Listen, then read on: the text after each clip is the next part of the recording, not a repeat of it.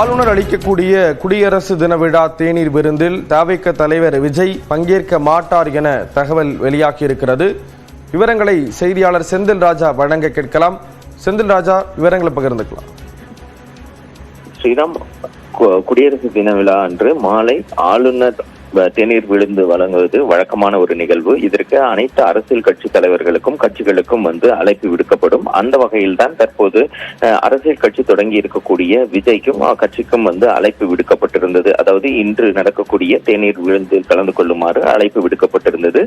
2 தினங்களுக்கு முன்பு ஆளுநர் மாளிகை தரப்பில் அந்த அழைப்பு என்பது விடுக்கப்பட்டது. ஆனால் விஜய் அல்லது அந்த கட்சியின் தரப்பிலோ தமிழக வெற்றி கழகம் தரப்பிலோ எந்த நிர்வாகிகளும் இந்த தேநீர் விருந்தில் பங்கேற்க மாட்டார்கள் என்று தகவல் வெளியாகி இருக்கிறது. ஏற்கனவே திமுக, விடுதலை சிறுத்தைகள், இந்திய கம்யூனிஸ்ட், மார்க்சிஸ்ட் கம்யூனிஸ்ட் கட்சிகள் இந்த தேநீர் விருந்தை புறக்கணித்திருக்கிறார்கள். இந்த நிலையில் தான் தமிழக வெற்றி கழகத்தின் சார்பிலும் இந்த தேநீர் விருந்தை புறக்கணித்திருப்பதாக தகவல் கிடைத்திருக்கிறது. ஸ்ரீராம், தகவல்களை வழங்கியதற்கு நன்றி செந்தில் ராஜா.